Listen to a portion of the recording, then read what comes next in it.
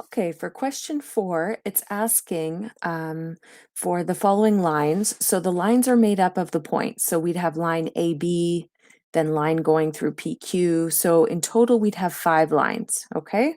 And it's asking for which lines are parallel and which ones are perpendicular. So basically what you're going to need to do for this question, so again, this is number 4 on page 303, is you're going to need to find the slope between the points, okay, or find the slopes of the line. So let's start with the first one, A, 6, 5, and B is 12, 3. So we're going to find the slope. So remember, our slope is y2 minus y1. So I'm going to have 3 minus 5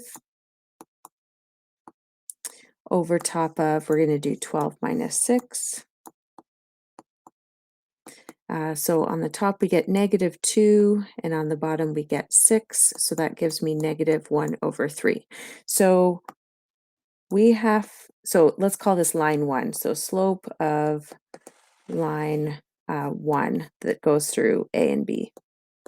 Okay, so what we're going to do is we're going to compare this slope with the slopes of the other lines. So you would take the next one. So P is -3, -4, and Q is 520. And we would find the slope of the line going through these points. So we'd have 20 minus -4 all over 5 minus -3. So we'd have 24 over 8.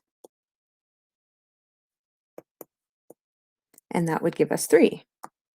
And so right off the bat, I know that the two lines, so this is the slope for line 2 that's going through P and Q. So these two lines are not parallel, because if they were parallel, they'd have the same slope, but we know that these two lines are perpendicular.